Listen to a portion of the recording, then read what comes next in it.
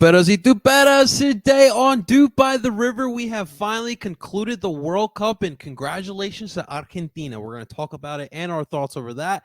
The MLS finally has released the schedule. We're going to look at the schedule. Where's the panel going to be going? Where are you going to be going? More importantly, the MLS also has announced possibly a new playoff format that we're not really excited about. And super draft time, favorite time for Union fans. Ladies and gentlemen, don't you dare go anywhere because you do not want to miss this episode of Dupe by the River. And let's get it started, guys. Done. Dupe by the River doesn't do anything well. There is not one. I'm sorry. There was no creativity. As a Union fan, I take that all day. Another DP. We need to go get Mario Balotelli. And that is right. Welcome, everyone, to Dupe by the River, this show where we follow everything Philadelphia Union. And, of course, we are brought to you by Philly Sports Network. Before we dive into today's episode of Dupe by the River real quick, welcome, everyone. It's about 2 weeks now. It's the off-season, but we want to thank everyone for tuning on. We are live on episode of Philly's YouTube channel. Make sure you guys hit that like button, subscribe for your future viewings of Dupe by the River. We are available wherever you stream podcasts from Apple, Google, and Spotify. Find us under Dupe by the River podcast. Ladies and gentlemen, let me introduce you today, my experts in duping. First off, my man, Mr. Tim Lovinguth. What's up, Tim? How you feeling, man? I'm doing pretty good. It's been a while, Yeah, I think my last pod with you guys was even before MLS Cup. We don't really need to go way back in time there, but no, it's been good. The World Cup kind of helped me reset. Because I'm not going to lie, after MLS Cup, I was like, I might be done with soccer for a minute or two here because that was pain. But no, the World Cup was a lot of fun. I was writing on it for almost every day, so it was a good time. And now I'm ready to talk some Union. We got the schedule, we got a lot of other things with MLS and the craziness that is MLS. So I'm excited to talk with you guys about it. It is always great to have you back on, Tim, and it's been a while. And Tim, it feels like you're recording live from the new Union Wall of Fame here. We love this new look here behind you, man. Show us a little bit of what you got going on there, brother. I mean, yeah. So I had these jerseys, these signed jerseys. I needed to find some good frames for them. Found a few online here, so I was like, I need to find a way to put them on a wall. And I figured, why not? Share it with the world here. So, yeah, of course, we got the top three up there. We got Sebastian Letou, the OG Andre Blake when he was wearing number 1. Love that. I just realized that. Yeah. And then we got Oli Bedoya from the USMNT, Oli Bedoya, right around the time when he signed with the Union. And, of course, Aurelien Colin on one side and Captain Mo Adu on the other, which is a fun time. And then behind me, we got Ray Gaddis. Hey, you got to show some love to Ray, man. But he went to Cincy, so he doesn't get to be seen on the podcast. So that's it. When you retire, Ray, for real this time, we'll put you bright. Maybe we'll move you to the side so people can see you a little bit more, And of course, Aurelien Colin is the Lovinguth's favorite player. That's yeah. For sure. You can't really see it if you're watching it on YouTube, but yes. On the one signature over there, there's 2 hearts because it's Courtney's jersey, so he put 2 hearts on the jersey. So it was a good time. What a class act, Colin, man! Awesome stuff, brother. Tim, it's always great seeing you. And of course, ladies and gentlemen, please welcome our man, Justin North Pole account in Freiburg. Justin, what's up, baby? How you feeling, man? Tis the season. It's season, brother. After that game that we don't talk about, it does too. I needed a bit of a refresh, a little bit of a break. The World Cup was a nice distraction.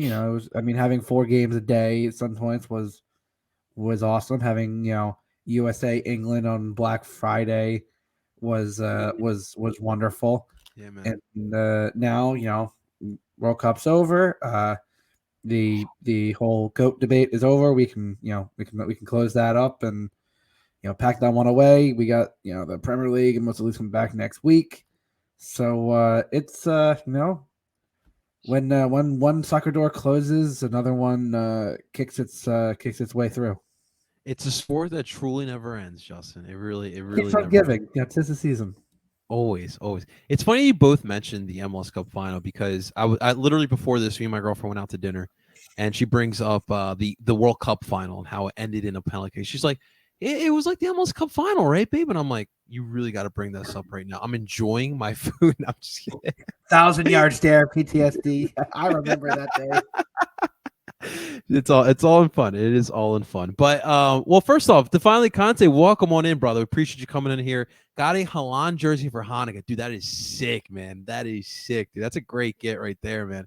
Shouts to our brothers and sisters celebrating Hanukkah, man. We got Conte getting his Halan Now jersey. it would be a real shout if it was the Norway national team. I'm just I was saying gonna that would ask. that'd be a real shout. I'm sure it's Man City though, right? I mean, Oh, well, I'm Conte sure. could tell us, but It's probably Man City. Yeah. that'd be pretty sick though. That would be pretty sick. Well, gentlemen, let's talk about that World Cup.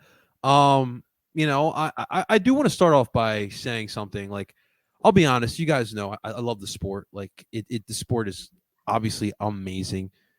I haven't been the same about this tournament since the Grant Wall passing. You know, I know you, Tim, like, dude, you're a great writer, and I'm sure Grant Wall has inspired you one way or the other. And for me, when that news dropped, I remember that Friday, I got done watching the Sixers and the Warriors, and I get the news, and I'm thinking, like, wait, what? And obviously, I didn't want to go towards the conspiracy theories, but it was definitely like a little, it broke my heart a little bit, and it was a little bit tough to kind of watch the rest of the tournament there. But, you know, overall, despite some of the off the field stuff, and, you know, we could talk about before that as well, before the tournament started, but the soccer was really good. Despite that, I mean, obviously the situations definitely did suck, but Tim, you know, for you, you know, kind of your thoughts as the World Cup is finally ended, I should say. Yeah. I mean, just to your comments about Grant Wall. I mean, I remember, like 12 years ago, right before the South Africa World Cup. Like I was in high school, and I got the Sports Illustrated magazines, and I'm like, I can't find them anywhere. I was trying to find them, but I know he wrote something in there that got me like hooked on the World Cup, and it helped too that year was the U.S. going through it and kind of struggling, not really playing good soccer. But then Landon Donovan scored that goal against Algeria, and then I was hooked for good. But I remember the whole reason I wanted to tune in was because I read the Sports Illustrated previews. And I just loved the way that it was kind of all set up. And I'm kicking myself that I can't find the magazine, but I know that Grant worked on that in some way, shape, or form. So yeah, it was a hard time that night. I remember just kind of like looking at Twitter and just being like doom scrolling, like, is this real? There's no way. There's no way. I saw him tweeting at that game that he was at, the Argentina Netherlands game. It was just kind of it was surreal for sure. The soccer on the pitch was fantastic, especially in that final. I mean, you can't like, I know here in America, like, we had the Fox coverage, so it's like, they kept hyping up, oh, Messi versus Mbappe, and everyone who actually watches soccer is like, there's no way it's just going to be a back and forth between those two guys. Like, the teams are different, like, they're going to set up in different ways, it's going to look different. And for the most part, it was, but then it was actually Messi versus Mbappe for that match, and I mean, it was crazy. It was almost like that MLS Cup final that we don't want to talk about because of the different comebacks and scrappy goals and penalty kicks and all that. But yeah, no, the play on the field was crazy. And yeah, it was a lot of fun to watch and a lot of fun to write about. And yeah, it is kind of hard to think about it all about Grant too. So. It'll definitely hit once the MLS season starts and you don't have Grant with some of those great tweets that he always would bring on. But Justin, any thoughts over the World Cup in general? Now that it has finally concluded.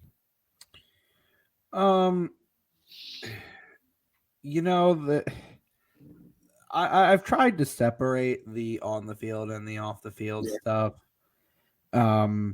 Unfortunately, the lines have blurred to the point where, despite the great product on the field, that this World Cup does feel kind of tainted to me for a number of reasons. Like I said, on the field side, it was an amazing World Cup. I mean, this was the most chaotic I've ever seen. Results, coming out of the wazoo, upsets. It was exactly what you could ask for. People who didn't know the sport were asking me if this is normal. Right. And I'm like, yeah, like you can predict all you want. And I had predictions and, the brackets got, shot to hell. And I was like, I don't care. This is fun. And it was just bonkers. You had so many feel good stories with Japan, South Korea, Morocco, Croatia. I mean, Croatia, people forgetting that, the Ballon d'Or winner, Luka Modric, at the same age as Cristiano Ronaldo, is quietly leading his side and probably his last World Cup to a second straight top 3 performance. You have Morocco, a team full of players, a lot of them born in Spain and other countries that are of Moroccan descent, coming together. Only the third non-UEFA or CONMEBOL semifinalist ever. The other two were the United States in 1930 and South Korea in 2002. So Justin with the facts. I love that shows an insane amount of history that was made. You have players, competing in their 4th straight World Cup, players scoring in 4 or 5 straight World Cup. Like there was so much history made in this World Cup. It was something on display. It showed, that why soccer is the world's game. Played in for the first time in the Middle East. It had had an African side in the semifinals. You had, there was so much, chaos that was brought into this. And you had the theatrics of Emi Martinez and Lionel Messi pulling, no holds bars. You're doing his best, just I don't give a fuck, as our Paulo Cooligans would say. Messi was a bit gully because the man just did not give a shit. Calling Wout Weghorst Bobo, and just like he just did not care, and going up to Louis van Gaal and doing the like come on, like Messi. This was Messi's tournament. It was. It was just everything that led up to this. And again, listen, as a goalie, I gotta appreciate Emi Martinez's. He was great, dude. Great entertainment, man. Shithousery, like it crossed the line of like people are like, is this normal? I'm like, well, speaking as a goalie, you gotta have a few screws A few loose, and I was like, yeah, like it was something. And I remember, like for the World Cup final, I was at Zed's, Nice. Owners Jeff and Laurie were like, I was there Saturday night, and they're like, oh yeah, we'll be open at 9:45, and guess who the first person was at 9:45, walking right in and helping set up. Like Justin, we love you, man.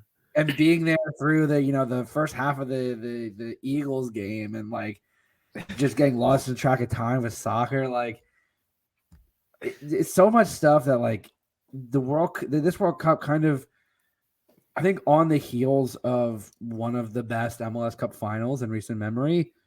Just like as much as we complained about it being in the winter, this absolutely built on.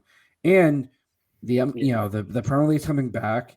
We have the MLS season coming back soon. The 2023 Women's World Cup is this summer. Like it, and then you hit the 2024 Euros. Like you just keep hitting everything, and it just keep building and building, and before you know it, we'll be at the 2026 World Cup. Like it's just been so crazy this past month or so, just to see how so many people I know that are not soccer fans or casual soccer fans genuinely get into the sport. like even my girlfriend, her first Union game was the Eastern Conference Final, That was fun. and That was fun. she was watching the World Cup games, and she's like, and I was sending her the schedule, and she's talking about going on some of the away trips and all this, and really she was like, oh, I want to go back and the soccer more, and I'm like, it's just like people genuinely who may not have had a huge interest in soccer are now looking and going, I want more of this. Where can I find it? And then realizing, oh, we have one right in our own backyard. You don't have to just go to YouTube anymore, man. It's on your TV now, Justin. It's crazy. It's crazy. Tim, real quick. So at 4 p.m. on Sunday, Eastern Standard Time, who was more drunk, Justin or Quinn? I mean, why not both? It might have been equal. I don't know. Maybe both. Well, I wasn't drunk enough. Trust me, I was plenty sober enough. By the Eagles sober you up. That's good. That's a fact, to say the least. But guys, listen. I think we need to show some love and some respect to first off our brother Kevin Show, and their Argentina. For myself, as a Colombian soccer fan, like, I did see on Twitter, a lot of Colombian fans like, why would you root for Argentina? And I'm like thinking to myself, like, why wouldn't you root for Messi? I mean, this is like the best player of our time. And honestly, guys, like watching Messi lift that trophy with that huge smile on his face, like he looked like a kid up there. And like that brought joy to me. Like I think all of us soccer fans, especially like our generation here on this podcast, we've been waiting for Messi to hoist this trophy. Like he's won La Liga, he's won Champions League, but like the World Cup is the one thing that has hindered him, and he got that over Ronaldo, dude. Mm-hmm. The debate is over. Yeah, like the debate is clearly over at this point.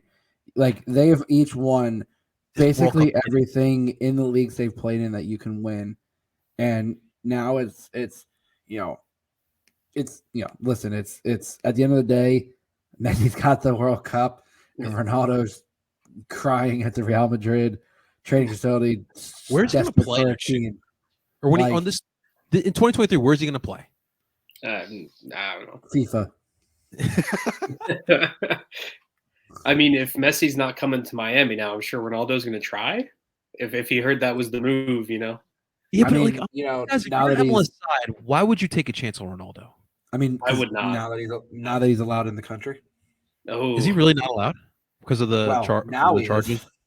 Yeah, we'll see. See how that goes. Yeah. So I mean, I feel like the U.S. would definitely be like, "Hey, Ronaldo, you get this visa. You come and play. You come and work here." So Messi to MLS. This is next, right, guys? This is what we've been told. This is what will be next. That was all before the World Cup and before he won it. And now he's like, I want to go back to Barca. I want to. You think he wants to go back?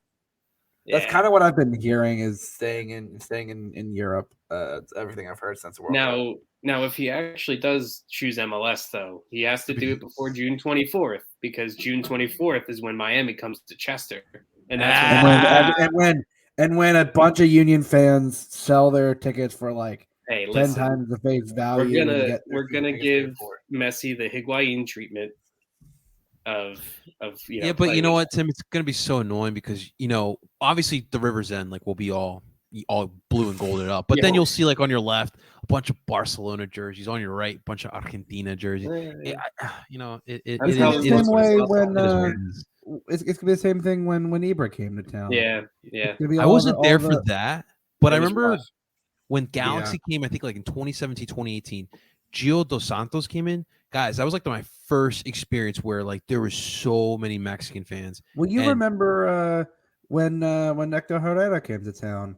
Yes, they were getting stagged, and you remember the kid like 2 rows in front of us was. I remember that. He had a sign. He had a Union jersey on, but he had like a Mexican national team sign. He wanted Hector Herrera's jersey. And it just showed like, depending on the superstar, it'll bring out people. Absolutely, man. How about parade today though? They had to shut it down, dude. Yeah, that's freaking crazy. What's up, Brian? What's going on, man? Appreciate you coming in here. Revenge time September. and they're coming to Philly. I don't. What are we talking about in September? What's in September? Well, I guess we'll look at the schedule. LAFC coming in September. Brian's gonna have this game. We'll look at that in just 1 second, Brian. Very excited. Man City got a Man City jersey. Okay, listen that's still a good kid, man. Still a good kid, Conte. I don't think the Union will be undefeated at home this year. Yeah, it's too early to tell for me. Yeah, I was gonna say too early. But the way that the Eastern Conference has been shaping out, I don't think it's crazy. Like, it's gonna be an interesting. It's going to be an interesting year. Yeah, not to go on a tangent on that, Justin, but it also will depend on how far the Union go in the other competitions, because there's going to be CCL, big factor. There's Open Cup, there's the Leagues Cup is this year. There's a lot of other stuff going on. There's a lot put of the kids in. the Union could play close to 50 games or 50 plus games this year if they go far in all these other tournaments, which is crazy to think of, but it could happen. If I may, let's please formally welcome Mike Thomas. What's up, Mike?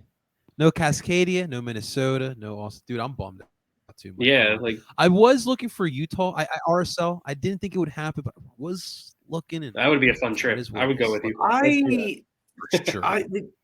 Outside of the trips I was talking, Colorado was a maybe, but I don't know. That's about it. Well, let's pull it up, guys. I have the schedule right here. So today was released the Union. Well, the MLS schedules in general, but here is the Unions. I know it's a little bit small here if you are watching it live here on YouTube, but I will round it out here. So you start off the season at home with Columbus. It's gonna be a cold night in February, Saturday night as well. Then you're on the road with Miami on March 4th at 7:30. Back at home on March 11th for Chicago. March 18th, you're on the road for Montreal. Orlando, March 25th at home. And that is your March month right there, guys. April 1st, SKC. Can't wait to talk to Ken Vicho about that one. That'll be a home game, followed by 2 road games, April 8th, April 15th, Cincinnati and Chicago. You got back at home against Toronto FC on April 22nd. That is April. May, you start off with 2 road games, and the New York Red Bull and Colorado, as Justin alluded to. Then you're back at home for 2 straight against DC on May 17th and the Revolution on May 20th. Back on the road on May 27th to New York against NYCFC. And then you end the month at home against Charlotte FC. In June, you got Montreal at home.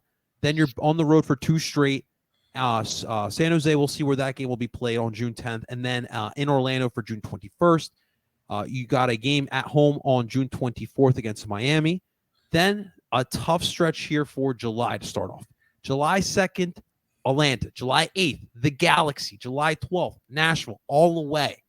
July 15th, at home against NYCFC, followed by August 20th to start off the month against FC Dallas, followed by 2 straight away against DC on August 26th. August 30th, you're in Toronto. And then you're back at home for 2 straight. September 3rd, to start that month against the Red Bull, and then against FC Cincinnati. On the road on September 20th against Charlotte, another late season one in Charlotte. Then, as Brian alluded to, September 23rd, the big one, LAFC comes to Chester. Can't wait for that one. September 30th on the road to Columbus. October 4th and October 7th back at home against 2 South teams. Atlanta on the 4th, Nashville on the 7th. You end the season on the road against New England Revolution on October 21st. Gentlemen, that is our schedule. Justin, start off with you, man. What kind of attracts you with the schedule? What games are you circling here, my man? What do you like about the schedule? I do find it interesting that there are some solid stretches of. There's some stretches that I would say are probably a little easier, and some stretches that are a bit tougher.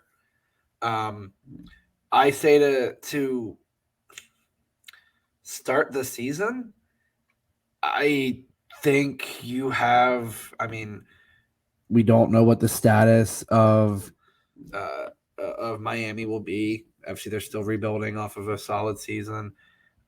Chicago is pretty desperate. Columbus to start the season, who knows? I mean, I don't think.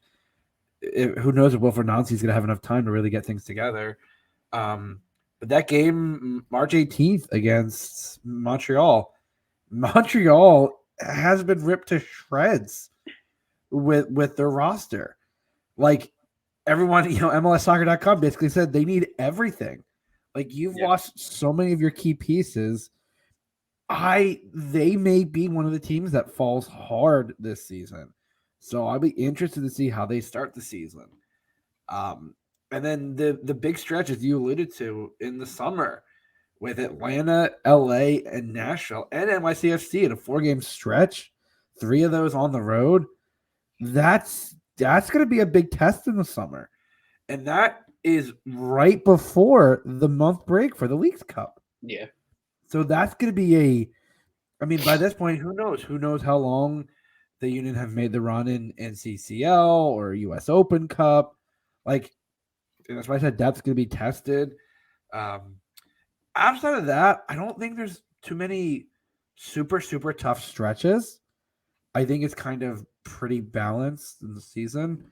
I know, obviously, we said I'm absolutely circling the LAFC game on my calendar. Yeah. They're gonna want the team's gonna want a bit of revenge after the way that game ended. Now for my away trips, I know we talked about away trips.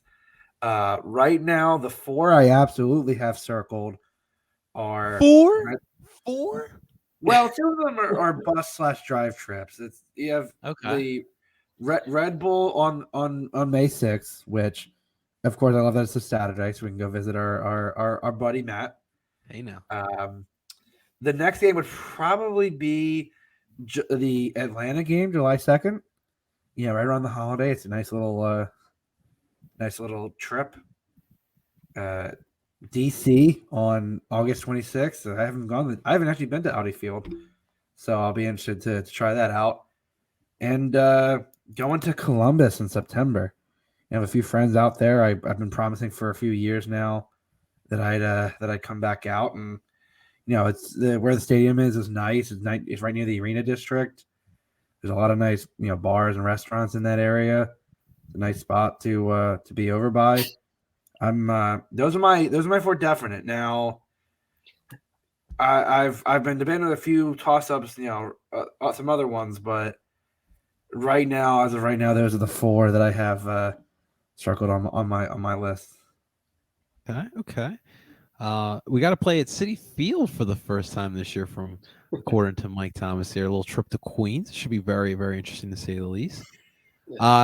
Timmy boy, what about you, man? What are your thoughts on the schedule? My early takeaways. Everything has been kind of structured in my thought process about this year, looking at all of the different competitions that the Union are going to be in. So those areas of the schedule stood out to me at first. I think Mike pointed it out to just a minute ago in one of the comments that we go to Miami right before we go to our CCL away game. So that's kind of on the way, which is nice there. That works out. The big one was the road trip in July, or the way that July starts. Those 3 away at Atlanta, at LA, at Nashville. Then you come home to NYC, and then you have to go right into the Leagues Cup play. Every team in MLS, if I'm not mistaken, is guaranteed 2 Leagues Cup games. I think so, yeah. So that's going to be a make or break point of the season, whether or not the Union go far in CCL or not. That beginning stretch, that almost a little bit more than halfway of the season, and then that July stretch is going to determine a lot of what the regular season looks like. And then, of course, you have Open Cup in there somewhere too, probably in end of May, early June. And God, I hope they can go on a run in Open Cup. I love Open Cup. I get so mad when the team doesn't do well in Open Cup. It hurts. I wait for you to be disappointed again, because that competition is going to be low on the list. I know, but can I just tell, going back to that 2022 game against Orlando, they could have won that game, and that route to a trophy in 2022 was the easiest route they would have had to play a second division team if the cards were flipped. But it is what it is. But no, that's what I look at. All those different ways of or places where there will be other games kind of inserted to the schedule makes this schedule for me. I think it's still really too early to tell. Like, oh, do I think they're going to get a win? The opening day against Columbus. I have no idea how Columbus is going to look under Natsay right now. Like, I know that they have good players coming back and they have a really good coach now in Nansei, but I don't know what they're going to look like. Like that kind of stuff. I can't go into the individual matchups. Of course, like Justin said, though, I'm circling that LAFC match. I can't wait to be in Subaru Park for that one. Being in Subaru Park for MLS Cup with a bunch of Union fans watching on a big screen where we were watching penalty kicks, and we watched the last LAFC kick go in, and then the screen just shut off to black. And it was the most surreal thing I've ever seen in my life. They were blasting the sound through the speakers in Subaru Park, and then I can't even, I think it was Ilie who hit that penalty for LAFC. It went in, and then they just turned the screen off and they turned the sound off, and you couldn't hear anything because everyone was silent. Like, I cannot wait to see a packed Subaru Park of Union fans ready to just devour LAFC. Like, I can't wait for that. That's the only matchup that I'm legit ready for to see that. There should be a lot of emotions during that game, Sam. It's going to be pretty wound up there. I want to welcome Jimmy into the chat here. What's up, Jimmy? It's good seeing you in here, man. Excited for the season. Team is going to need some fans traveling in July. That away stretch. I think I'll try to make that Nashville myself. Jimmy, there you definitely go. recommend it, man. Nashville is definitely a fun time. Obviously, we got Justin. Hopefully, he can make the July 2nd one for Atlanta. We'll have some fans for that one. But no, definitely Nashville, definitely recommend it. And I would love to check out GOAT Park as well, man. Looked great last year. I recommend. I was there last year for the first ever home game. That good? It's a fun time. It's definitely a fun time. For sure, man. Mike, 7:30 kickoffs under the lights always. Now, I love the standardized times. Is that to do with Apple, or is that just basically if it's not the nationally televised game, which the Sunday matchups, as you can tell, are on Fox, on FS1. Mm-hmm. If it's the weekend, it has a chance for Sunday, but the standardized games are Wednesdays, Saturdays, 7:30 and 10:30. Okay. Which I'm in favor of. Like, overall, I like those standardized times. Yeah, I'm in on that too. It keeps everything very, very on par. You keep it even. You're not having these weird staggered, game times and all that. When to tune in for sure. All about the consistency, guys. At least know what time YouTube show up. People are forgetting that one of the big things with the Apple TV deal is there's going to be a roundabout Golasso type show. Yes, I'm all for these. I think that's massive. I don't think people. I think it's understated how important that's going to be. Like, you could just turn that on and bounce from game to game to game like you do with the Champions League. I think that's great for this league. That is a bit exposure of every team. I hope they get the right person to host that type of show, though. I don't think I've seen anywhere who's going to be doing that kind of thing for Apple. Chad Ochocinco. They got Scott Hansen out of Red Zone. He's going to be doing Goal Zone. It'll be Chad Ochocinco after all the coverage of. Dude, good for Chad Ochocinco, though, man. He's always had a love for the sport, and he's, taking advantage right now. One name that I would throw out there, I would love to see them Apple throw a bunch of money at Taylor Twellman, because ESPN just lost all of MLS. Wild. And Twellman, I mean, he's kind of polarizing, but he could do a pretty good job with it, I think, with a good person next to him, or maybe a supporting cast. Absolutely. Justin, you might have some company with Mike in ATL. He's eyeing the ATL match. Recommend it. Highly recommend it. That is a match that I had an absolute blast. It was, and I have a good buddy of mine that I usually crash with, and I know the ones that went down there are going back. I have a few people I know that are going to be going down that missed last year's trip. It's fun, tailgating with the Terminus Legion and all their supporters groups. They're a good crew to hang out with, and the Mike would say, the public transit situation over there. It's pretty easy to take MARTA into the city, and Hell yeah, dude. so I can't complain too much. So that's a trip I'm definitely looking forward to. Or just grab a little Lime scooter and just scoot your way over to the Mercedes-Benz. It's nice and easy. Mike, listen, we're really easy, okay? All we ask for is to pay for a flight and to pay for a room. We'll go down there. We'll have fun. We'll create a little shithousery down there, and we'll give people what they need. That's what we do. We just try to give people what they need, and we just have fun with it. So that's all you got. All we're asking for is for a beer company to sponsor our trip down there, provide us with a whole bunch of beer, and we'll pass it around. And that's all we asked. It's too much to ask for. Looking at you, yards. Soccer content creators are not tough, man. We're not NFL guys. We're not NBA guys. We're very easy. All right. Yeah. We're just here for soccer. We can be easily bribed. I mean, just get us there. That's really what it is. Yeah. Just literally, just get us there. We'll do this in the Gulch. We'll find a foldable table. Listen, we gotta be careful with that. We got to become personal fan TV, Oh no! Come on. We'll listen. We'll do a little Bills Mafia. I'll throw myself through a table. All right. Must see content. Yo, Apple, you hear this? Yeah. Apple. This. Yeah, Apple. Union content creators. Are you hearing this? I will throw myself through a table. All right. We'll be part of the wraparound broadcast on Apple. Okay. That's what we're all about here, guys. That is all we're about here. Well, save that energy, guys, because I do think we need to talk about this. I want to bring up the MLS you proposed playoff format here, and I'm pulling it up right now from our guy, Mr. Pablo Maurer. Oh, here we go.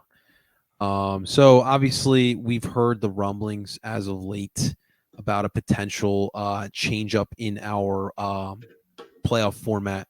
And here I'm bringing up right now is the tweet from Pablo Maurer that kind of explains what's been going on. So it appears that the plan is in motion.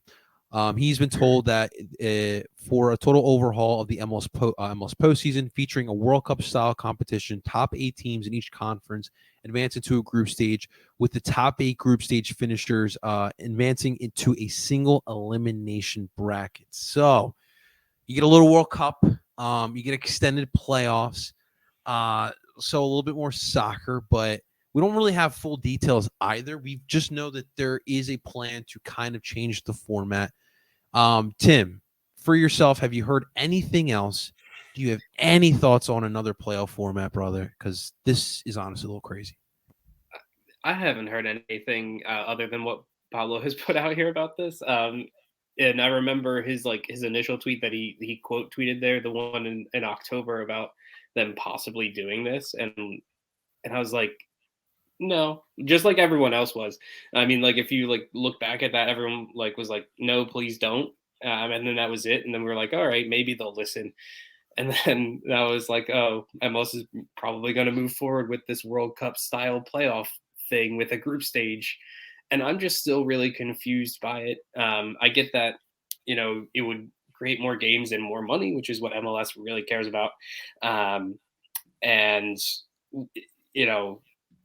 just don't know how it's going to work, really. I still am confused of okay, so you get the 16 teams essentially into groups, but then Pablo was saying 8 group stage finishers. So I'm like, well, how many, what kind of group is that? Is it with, me trying to do math and I'm not good at math. Is it 2 or 3 team groups and then you play 2 games, and if you win the group, let's say you're the best team in the East, like Union were, you get in a group with the second best team in the West and the 4th place team in the East, and you beat the 4th place team and you get a shitty loss to that other team in the West.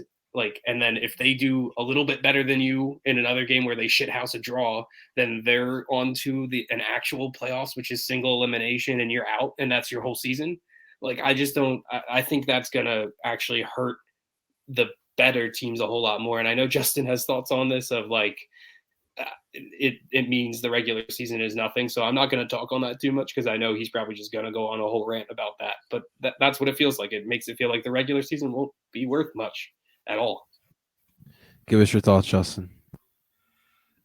Oh, God, where do I start with this bullshit? Don Garber, you fucking shitty greedy bastard. You You did it again, Garber. You couldn't let a fucking good thing lie, could you? No, you had to go, oh, how do we make more fucking money out of a league? And oh, hey, there's gonna be like 50 plus games this year, and players are already exhausted. But hey, no, let's add 5 more games because hey, money. Like at this point, I will say this, it makes a supporter shield worth fuck all going forward. If this is the best you get for finishing with no most points in the regular season, why the fuck would you even care about the regular season? We just got to finish top 8 in our conference and we'll get randomly thrown somewhere. Like, yeah, it's so fucking stupid. I really genuinely hope that the actual final, thing is like, if it's explained a little bit better, maybe I'll understand what the fuck this is about. But right now, as I've said with the Leagues Cup, this is nothing more than a fucking shitty cash grab, and it pisses me the fuck off. Like, this is straight up bullshit. The league has fucked with something that didn't need to be fucked. For the first time in years, you had a crazy amount of viewership. You had people tuning into the playoffs, tuning into the MLS Cup final, who are now watching the World Cup, who now want to watch next season. And it, like, how do we explain to people who are just turning into the sport? Oh yeah, there used to be single elimination. Now you have a group stage to even enter. Like, it makes no fucking sense, and it genuinely grinds my gears that the league couldn't get ahead of its own greed and ineptitude to just leave something the fuck alone. It really, really pisses me off. And I would say I'd expect better from Don Garber, but that fucking greedy bastard doesn't know shit about running a soccer league. He just gives a shit about making the league more money. And so, Don Garber, from the bottom of my heart, go fuck yourself. It's very well put by Justin. I think the point for me is that we just came off of the best MLS Cup finals. And the playoffs were pretty entertaining as well, but the best MLS Cup finals.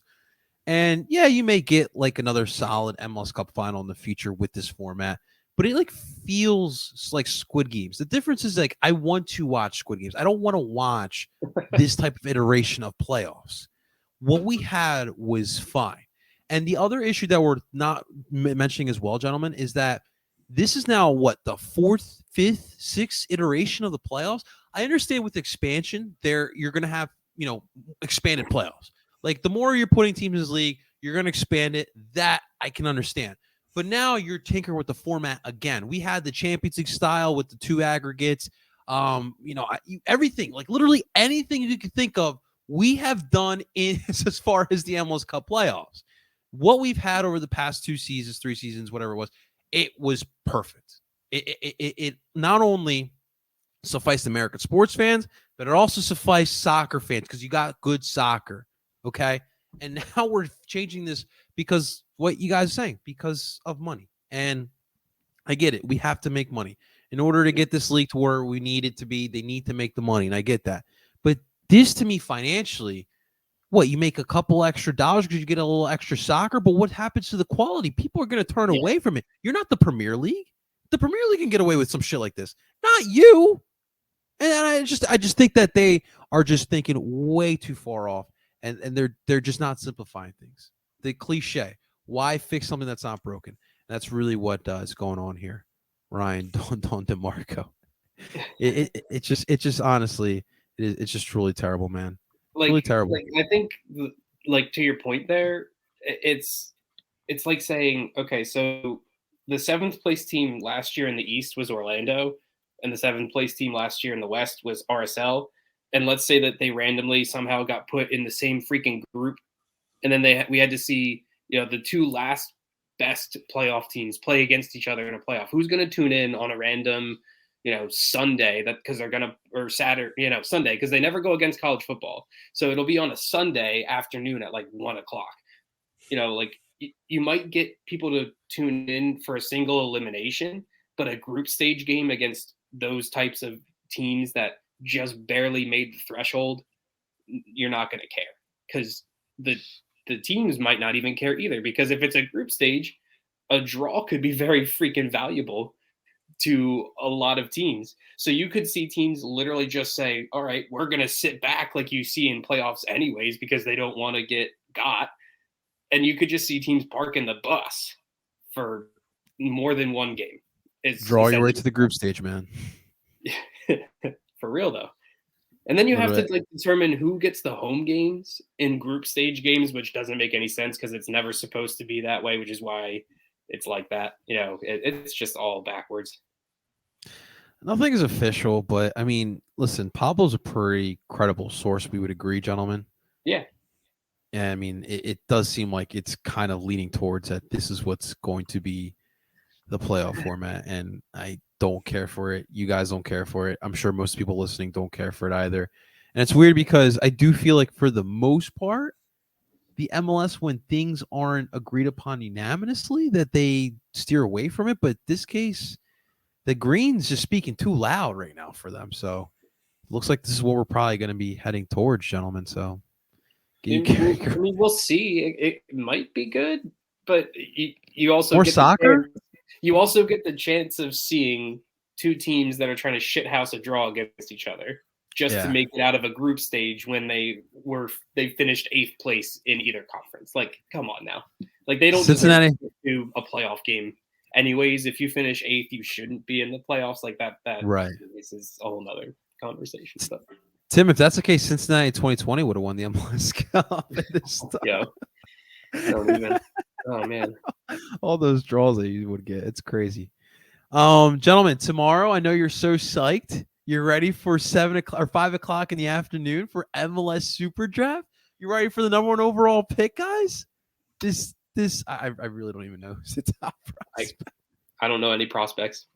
None. Someone said to me, they're like, oh yeah, the Union are gonna. Oh yeah, it was Steve in our group chat.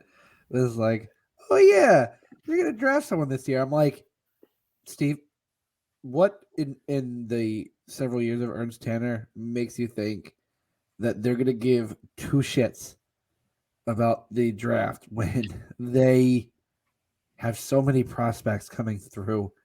That are better. A few of which have already, a couple, one of which Paxton's already left, and you have several more coming up through the pipeline. I genuinely, yeah. Who am I? Todd McShay? I don't have a Mel Kiper big board. Like, what kind of person do you think I am? What if the MLS just hired like Mel Kiper just to bring some like excitement towards the MLS? Listen, I'm tactics, not prospects. All right. I mean, like, I'm not gonna lie. Like, back at looking back, like 2014, 2015, 2016, I looked forward to the draft. Like, because the Union were always near the top pick. Like, you could always kind of look into like, okay, like who are like the best college players coming out that could fill out the roster. But that was before all the homegrown expansion and that kind of thing. So like I mean, Andre Blake was a draft pick. Jack Elliott, a few other guys there. Gaddis. Jack Elliott was the last draft pick. Yeah, it's just true. That's who was? I mean, Jack Elliott's the last useful one. I mean, last useful one. I thought you meant like last draft. Okay. I mean, if I remember correctly, there was maybe one after that. I think that was 2018. Might have been the last. Real quick, Tim. Let me ask you. So, time of the MLS Super Draft, did you ever look at a prospect we drafted and think like this kid's going to be something good for us? Besides, obviously, Andre Blake. I mean, Andre Blake though was still a surprise because they took a goalkeeper number 1, and they had Zach McMath, and then they even before that, I believe it was like they wanted to get Raíz and Boley, but that was before that whole debacle. Well, it was, and the perceived thing was that they were going to draft Steve Byrne. They were going to draft Steve Birnbaum. Yeah, like that was when I was like, oh, they traded for number one. I'm like, oh, cool, we're going to draft a center back. Like, we need center back help, and we drafted Andre Blake. And my first thought was another fucking goalie. Like, like that was the what the hell? I remember that year, and then the year where the Union went out and they got Josh Yarrow, Keegan Rosenberry, and Fabian Herbers all in early draft picks because wasn't Josh Yarrow and Herbers were the same draft, right? Yeah. That's what I'm saying. They were all in the first round. I remember Ernie Stewart had a bunch of draft picks that year, and he wanted to get some guys he thought would be studs. Josh Yarrow played a little bit. He wasn't terrible. He wasn't the best, obviously, which is why he's not here. But he's with St. Louis. I believe. He was with St. Louis. He was with their second team, but he was the captain of their second team. Keegan Rosenberry's still kicking it around over in Colorado and looked pretty decent last year.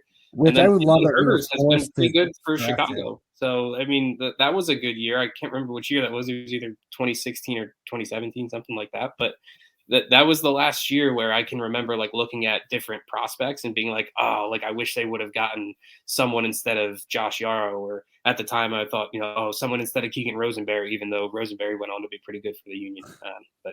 Well, the fact that we had to draft Keegan.